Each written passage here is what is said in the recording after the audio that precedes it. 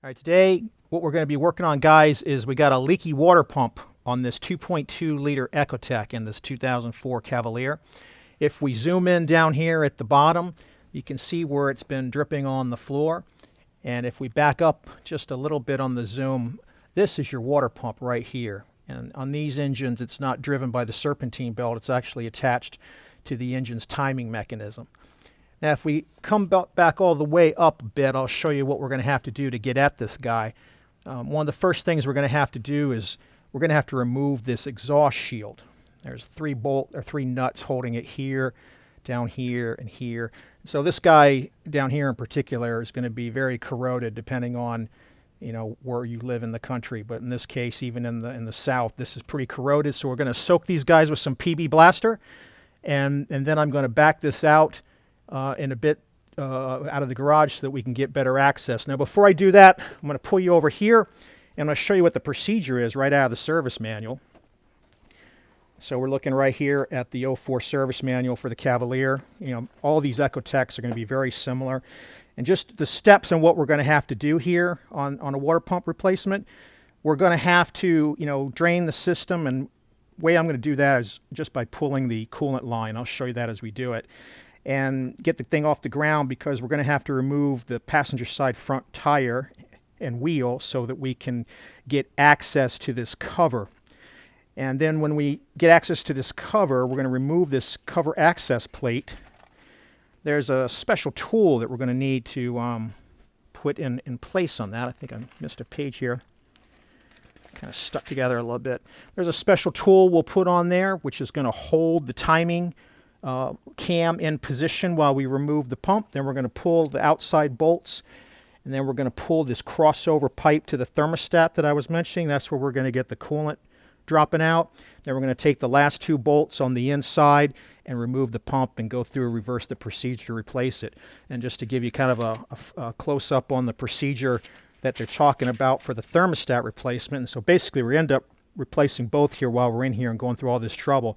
There's a couple of bolts over the thermostat housing that come out, and we'll be able to rotate this crossover pipe, remove it from the water pump, and remove the thermostat and its alignment, little plastic kind of cam that goes in there that helps align it.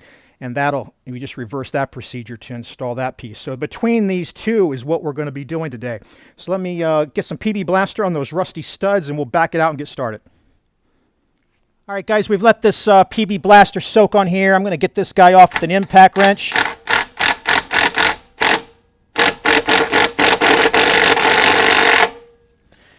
I suspect what actually is going to happen here is that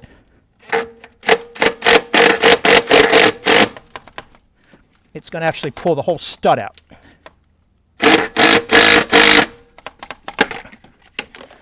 Yep, which is what it did.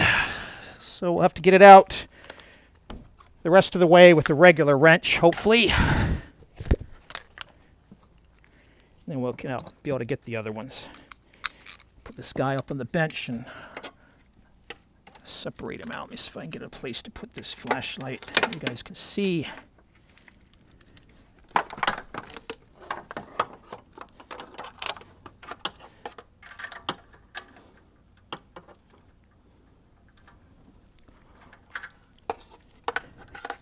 I have to get an extension to get down here with the handpiece. Yep, I have to get an extension. All right, we'll just go ahead and get these guys off.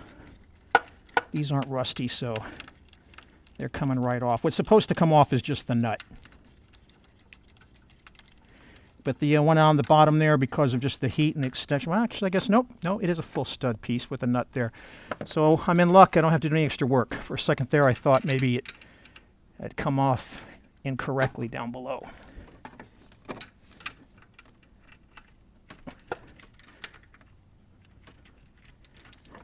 Doesn't take much to get these top ones loosened up. Start turning them by hand. Kind of.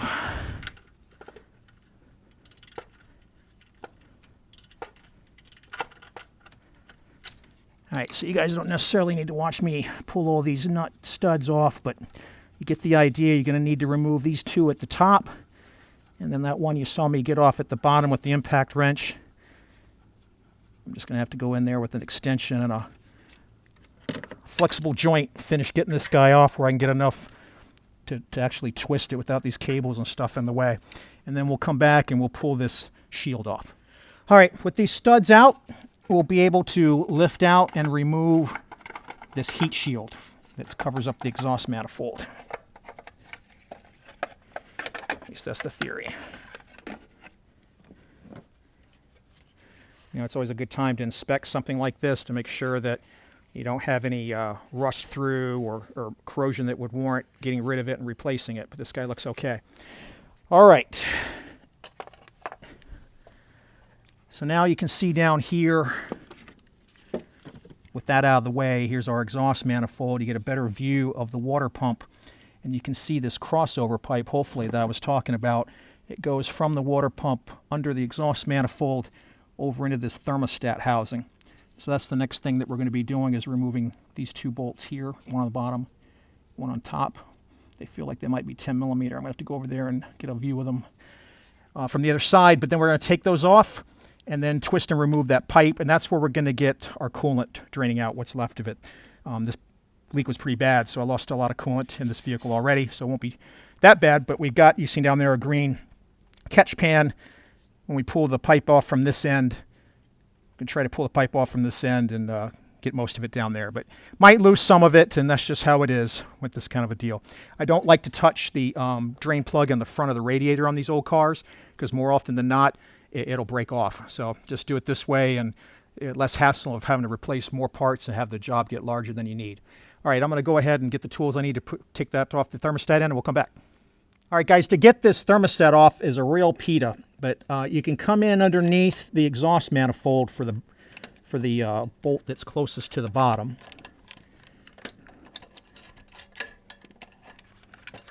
It's not that easy, but you can, and you get it lined up right like I've got it right there. Hopefully you can see that. Let's zoom in and show the socket on the nut. Keep it on there for a second. Real awkward position.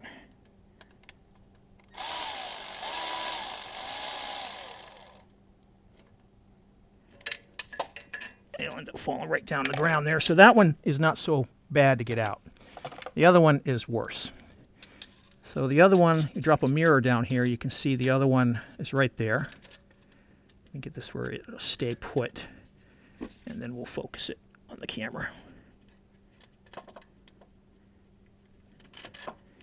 Come on, stay there. Stay there. All right, there you go. All right, so you can zoom in and see that nut there. And the only way to get this guy out, you got to come in here with a box end wrench. You know, kind of get up there and get him out that way. So can't really film that because my hand's got to be right here in front of what you would see, but that's the deal with them. They're both 10 millimeter, but the top one you got to get out with a box end wrench. Let me get that out and we'll come back. All right, guys, we finally have got this screw to where we can remove it on top with a box end wrench. I'm going to say this is the current running candidate for nominee of the hardest part of the whole job. I'm just trying to finish it out the rest of the way with my finger. Okay, there it is. It's about 1 inch long. Steel bolt, it's in good condition. All right, with those two bolts out on the thermostat housing, we can now work on getting this pipe to let go. So I popped the seal. I'm going to let this coolant run into the tank down below, at least as much of it as we can get to fall in there. Like I was saying earlier, I just prefer to kind of do it something like this. Just kind of move the bucket a little bit, try to catch more of it, because it's less chance of breaking something like the little nylon drain plug on the radiator or something like that. Don't want to disturb these old hoses. So we'll just let it run out there. That'll get it off both this end and out the end with the water pump. And when it gets down to a point where it's kind of just trickling, and we can kind of just work it down. What we want to do is we want to get our hand under here where we can twist it. Let me tell you, it's like no room to work.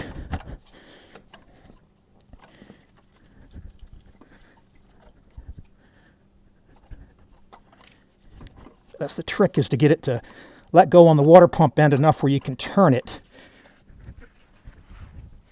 And then you can be able to remove it.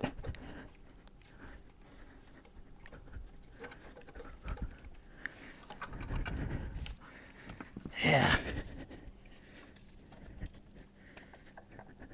It's really stuck on the water pump end. This is the original factory water pump from 2004 on here. So I guess it's possible that little O-ring has got himself situated where he's not going to let go. All right, I'm going to have to see if I can get a little tool that'll grab onto this thing and let me twist this pipe without damaging it. We'll come back in a minute. All right, guys, I got this little, kind of like a, I don't even know what they call it. You know, it just grabs with a piece of rubber hose and lets you twist. And that's allowed me to finally get this O-ring to twist. So you can see maybe if you come in on this side, you can see how we've got this guy in the down position right here. Let me get this tool off of here now.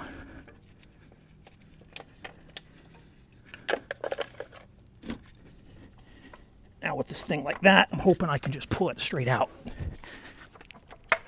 There we go. All right, we'll come back out. Let's just zoom out a bit, and I'll show you what we have. All right, so this is the guy that was attached on the end with the thermostat, and this is the end that goes on the water pump. You can see there's like this O-ring on here. This one, of course, is the original from 2004. It was really stuck, but what you want to look for here is any tears, any cracks, any discoloration. This guy looks fine to me, so I think we can reuse him. Sometimes the new water pumps come with a replacement one. If it does, we'll of course replace it, but if it doesn't, we won't. And this is the tool I use to get a handle on it and twist it off. You know, it's a little Craftsman thing that uses like a rubber band, lets you get a hold of something. You can use it to take off oil filters. In this case, it works good for a little aluminum pipe like that, so it doesn't cause any damage. All right, now we're going to need to start working on the passenger side wheel well. So let's take a break and come back over on that side. All right, guys, on the inside of the passenger side, after you've removed the wheel and tire, and you got it up on jack stand, and you safely got it secured, we're going to need to take off this piece of plastic access panel. So there are, let's see, what size is this? This is a 7mm. So we're going to take these 7mm bolts off. There's one up on the top. And then there's 3 here on the side.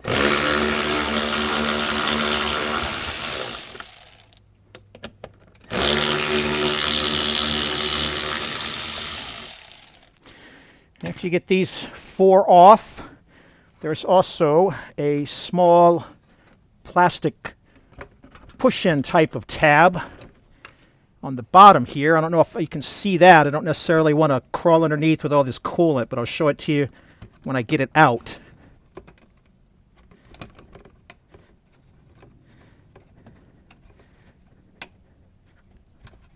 If I can get the tool underneath it.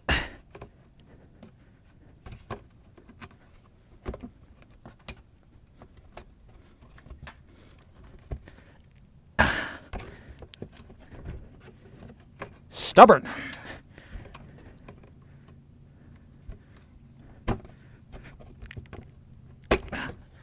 There we go. One of these kind of push-in clips. It's going to be right here on the bottom where you see my finger here. All right, with those out of the way, I think what's left on here is another 7 on the bottom.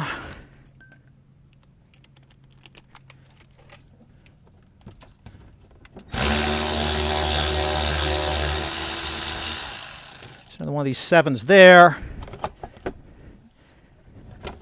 Just kind of feeling around to see what else is holding this guy on.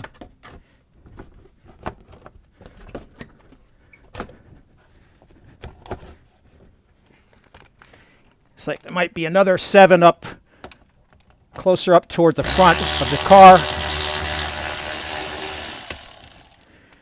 All the same size little plastic screws.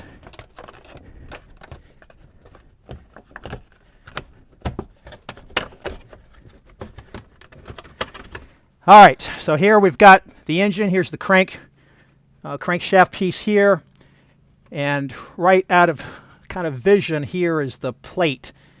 And if you look straight through this little hole up here, you can actually see where my finger is. You can see one of the bolts that we're going to be accessing. But to really see this, you either need to kind of look in from the top or look in from the bottom. I'll find a view where you guys can see that in a minute. Just let me finish working this piece of plastic out of here. We'll come back. All right, guys, the next thing we have to do from the service manual procedure is remove this cover, this access cover, because we're going to have to put a special tool in to lock the timing cam into position. These bolts that you see here, one of them was the one I tried to show you through the access port when we were removing the plastic liner from the inside of the fender well. It's too small to get a socket through, so I'm just going to be using my box end wrench to work my way around and remove these 4 10mm bolts. I don't have anything that's electric or ratcheted that'll fit in this confined space, unfortunately. This was designed by the engineers to be done while the vehicle is on a lift and you'd be coming up from underneath. And so I'm sure it's a lot easier than what we're doing where the vehicle's in the driveway and we've just got it jacked up on one side. But at least we're able to access it. So I'm going to keep doing these and we'll come back when I get them out. All right, guys, this is the access plate. You know, we've got off from the engine now. And these are those small 10mm bolts that retain it. Now you're going to want to hold on to 2 of these bolts because the next thing we're going to have to do is we're going to have to put a tool in place that will hold the timing gear and cam in place while we remove the pump. And the way these things work, use these anytime you change something on an Ecotec engine, you're going to end up putting this guy up on top and securing him with 2 of the bolts that used to hold the plate in place. And then on the cam, you'll see 2 threaded inserts where you can put these 2 retainers. And then you'll be able to remove the 2 bolts here and the one here that are attaching to the drive gear of the water pump. I'm going to try to give you a shot at what this looks like from this view. I can't really film this because if you're not on a lift, you know, there's just not enough room to do it when you're coming in on a jack like this. But let me come and try to give you a view of what it looks like. All right, guys, I can't really get the camera up in there, so I'm going to give you a view with my remote cam of looking in this access hole. Here you can see the 2 threaded holes that the tool goes into, and then you can see 2 of the bolts, and then right, if I can twist this down, yeah, you can see all 3 of the bolts, and those 3, there's actually 3 of these threaded areas. So we're going to go ahead and mount that tool on there, and then we're going to remove these 3 10mm bolts. You can't remove these bolts until you put the tool in place because you've got to keep that cam from moving. It's tied into your engine's timing. Once we get the tool in place and tighten down and we get these 3 bolts out, then we'll finally be able to remove the bolts that just hold the water pump to the engine. All right, so let's come back and do that. All right, guys, we've got this tool in position. As I was telling you, you got it mounted on 2 of the bolts that used to hold the access cover. And then we've threaded in these 2 retaining studs into the pre-threaded holes on the timing gear cam. And now we have access. You can't see it necessarily, but you know, I'm reaching my hand in there. I can tell 1, 2 of these 10mm that hold it to the water pump drive gear. And then there's another one through this little access hole here that I can feel with my finger. So I'm going to be able to, hopefully, I'm going to try that right now. I'm thinking I might have enough clearance, you know, to get like a ratchet wrench in here for these guys. And it seems like I probably will. What I'd recommend you also do, since this is a cavity that opens into the engine, is you're going to want to stick a rag or something down in here so that you don't let these bolts, when you take them out, you don't let them ruin your day by having them fall down into the engine cavity here. So wedge something like this in there before you start trying to pull these 2 out, and then do the one that's through the access hole third. After we take that out, we'll remove this 13mm bolt right here, and then we'll remove the one that's all the way up on the top next to the engine mount, if I'm feeling the right one here. We'll check the video later, but hopefully there's 2. There's a 13 here, and there's a 13 here. There's a bolt in the middle that doesn't have anything to do with the water pump that you leave alone. So that's the next 2 things we're going to do. I'm going to pull these 2 long bolts, and I'm going to pull these bolts out of the cam, and then we'll come back. All right, guys, I just wanted to give you another view of that tool. If you come in past the brake rotor, and come in under here, you can see that tool right up there. In fact, I was hoping I had my flashlight just gave out, unfortunately, but if we kind of get up in there, you can see the tool from this angle as well. So this is another view you can get under and have a better view of taking off those bolts that are holding the timing cover. Excuse me, the timing gear. All right, guys, and another view of getting off these bolts that are holding the timing gear on. I ended up using a very small extension on my ratchet for my 10mm. Unfortunately, it fit in there. And then I also used a little magnetic extension to pull these guys out as I got near the end. Just, even though I had the rag in there, I didn't want to take a chance of maybe where I wasn't able to see that there was a space where they could fall in. All right, I've taken the 13s out on the side facing the passenger wheel. We just got 2 more left and we can remove it. So let's do that. All right, guys, last 2 bolts of this ordeal. We got to get these 2 13s off. There's one here at the bottom.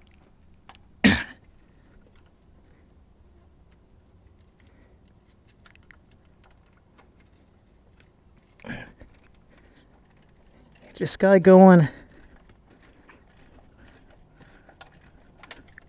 And then there's one up here at the top. This guy right here. Because I know you can't see too much with my hand here, but there's really nothing I can do about that.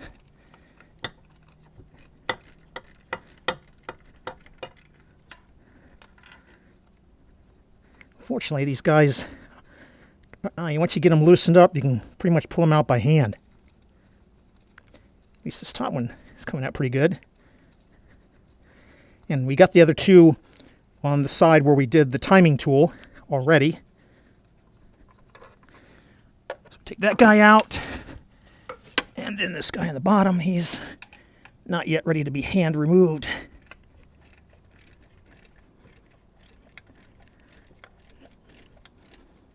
You might be able to get an electric ratchet in here. Depends on what model you have. No, this guy's gonna fight us all the way. So I won't necessarily have you guys watch me extract this whole bolt, but we'll come back as soon as I get it out. All right, guys. Final stretch here. We got this bolt off.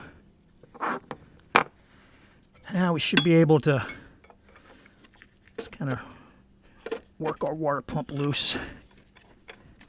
There's like a little hole up here at the top that's convenient for sticking something in here to wedge it until you get it to loosen up. Got the powertrain control module brackets kind of like in the way. Just kind of wiggle it the way I did. There we go. I don't want to leave this guy too far on here. Kind of get him off the engine. All right, we'll come back and I'll show you the new one. All right, guys, so this is the old water pump we just took off. Here you can see the 3 screw holes that went into and held it with that timing gear that drives this. This is what actually drives your water pump on this model on Ecotec, whereas it's different if you had a older style. It'd be driven by the serpentine belt. And then there's a gasket that's built into this aluminum housing as well. You can see there's motor oil here because this is going into the engine side.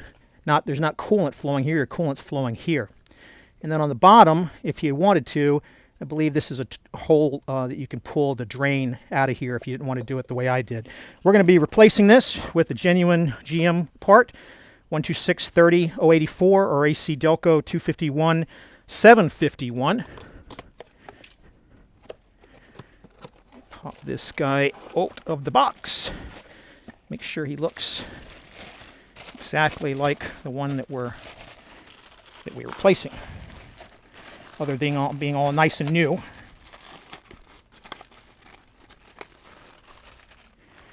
Now you can see on this one, it looks like they give you a new timing gear. We're not actually going to replace that. We'll pull these bolts off and just have it looking like the one here. In fact, I'll go get my wrench and do that now. The other part I'll show you that we're going to put on is a new thermostat. It's a GM 126-22-410, which is a Delco 131-158.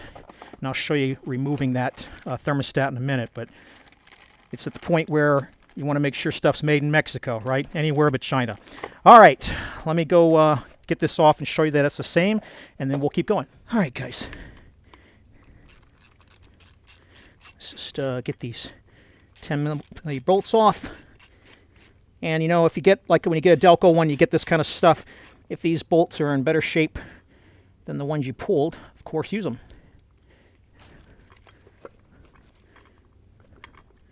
Right, so we're just not going to use this because we're not replacing that timing gear. We're going to just replace the water pump, and so now we got it to the situation that we want, matching the old one exactly. The gasket's already built in, and it's all ready to go. All brand new. Henko en Mexico. Okay, let's go get it on. All right, guys, we got that water pump in. Next thing we're going to do is change out this thermostat. So let's go ahead and pull the old one off. So we left that sitting in here in our thermostat housing. Going to have some more coolant come out. Just crack it. Let the rest of that coolant run into your drain. Actually, it looks like it blew our thermostat out for me.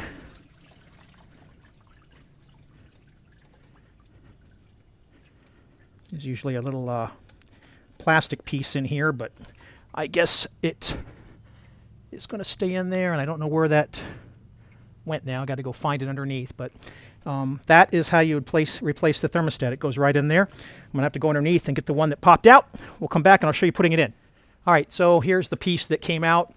You got your thermostat, you know, with your gasket, and then you've got this little housing piece that they have that goes on the top. So we'll take our new thermostat right here. It's got its gasket already in there. Now the design is a little different, but you know, it's the same. It's a genuine GM part, so we know it's the right part to replace this. We'll go ahead and insert it back in the housing piece. And the way this housing piece sits, it rotates until it's flush with this aluminum housing down here.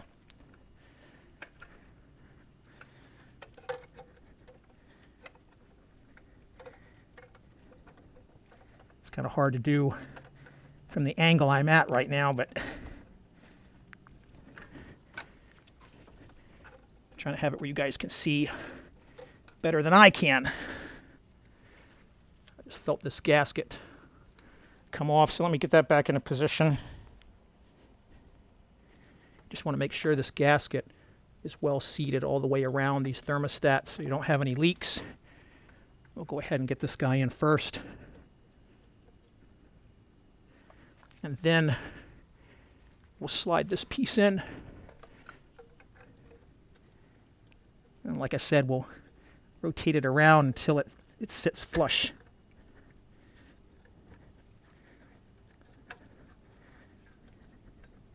Which I think is right there. And that's it. Now we're ready to put our crossover pipe back in. So let me go ahead and do that. We'll come back. All right, guys, it's time to put this pipe back on. And we've got the 4 13s, the 2 on this end of the water pump and the 2 on the other side. We got them torqued down. You can easily get a torque wrench in here to 15 foot-pounds. The 10mm bolts that go back in to the timing gear sprocket, those guys are 89 inch-pounds if you can get a torque wrench in there. I doubt you can. I couldn't. So you have to just kind of judge it as close as you can get it. And now we're going to put this pipe back in. So this is the orientation you want this pipe. You want to kind of have it angled up here, and you want to have the ear with the bolt holes, as you can see, facing up. Remember, this plastic insert has to be in here with the thermostat, and make sure your O-ring around this housing is in place. I put a little bit of silicone paste on both of these O-rings just to help them come up. You can't see totally what I'm doing here, but just kind of reaching my hand under here and pulling this guy at least into alignment on top of the housing. And then I'm going to have to get under here and twist him so that the bolt holes line up. Like so. And then we can put our 10mm bolts back in here. And we can torque those guys down to 18 inch-pounds. And at that point, we'll be ready to put our exhaust manifold cover back on. So I'm going to put these bolts in and tighten them up, and we'll come back. All right, guys, don't forget to button up this plastic piece in the inside fender well when you're all done. And then also underneath here, I put the flashlight here, so hopefully you can see it okay, that you want to get that plate put back in there with those 4 10mm bolts securing it. Don't forget to take the rag out that you put in there to prevent dropping any of the bolts that go to the timing sprocket and thread into the top of the water pump. All right, let's continue after this. Just wanted to show you that real quick. All right, guys, since we had this extra timing sprocket that came with the new water pump, I thought I'd give you another view of what this tool is doing, right? So you've got this attached to the water pump, and then you've got the timing chain running around it. And the reason you can't just take the bolts out without this kind of a tool is then this whole sprocket and chain would fall inside the engine. So what that tool is doing is it's coming in here and it's fitting into some of these pre-threaded mounting points, like you see like that. And then you can get your socket in to get that bolt, that 10mm bolt out, and you can take these two. And again, remember to stick a rag in the crevice down here because it's real easy for one of these guys to drop inside the engine, either get stuck behind the timing chain cover or even drop into the oil pan. Anyway, I hope that closer view helps you out and get a better idea for what's going on. When you're putting the when you're putting the water pump on, what I do from this side coming in from the engine is I stick a small nail and I stick it through here so that I can line up the cam on the end of the water pump so we're lined up with the threads for the bolts. So you might want to try taking a look at something like that as well. You could also use a thick cotter pin. What the GM dealer would do is they would have a stud that threads in here and helps line it up. But any way you want to work it, you can get that in there, and then you can just give it kind of a twist. And I'll show you another view with the old water pump here in just a second. So let me show you that. So here's the old water pump, guys, and see if I stick my finger in here and turn this guy, you can see that turns that cam. So just taking your finger and you kind of grab it on these plastic fins that are used to pump the coolant. And then what I was saying before is when you come in from that other side, you can take like a nail, something like this, and kind of feed that into one of these. And then as you're mounting the pump on the other side, you can kind of get a rough idea. And then as you come in, you can kind of use this to get it exactly where it needs to be. And then what you'll end up having is all of your holes for your bolts will be lined up. And if they're not, you can kind of take a nail like this and wiggle it around. You can't really get an awl or anything like that in there. There's not enough space. But something like this will fit, or a big cotter pin. So hope those tips help you out. Go. All right, guys. We're going to do the last piece here, which is putting this heat shield back into position. Got a couple of 13mm studs that are mounted up here on the block side. Start this one by hand. And we got another one right over here. And then the last one we got is on this stud that's actually part of the exhaust manifold itself. Now that one's kind of like oversized and fits around that boss. And then this one has a little washer on it. Make sure you don't lose it when you take it off. And we'll put this guy in here and tighten them down. This one's kind of corroded, so I'm going to have to get my wrench to get that one in there. Can't finger tighten it. All right, I'll roll the torque values of these studs along the bottom. I don't have them handy right now. But at this stage, the only other thing left to do is refill the coolant overflow tank with coolant and run the engine until you get all the air out, and keep topping this off to the full mark on the edge as per the owner's manual.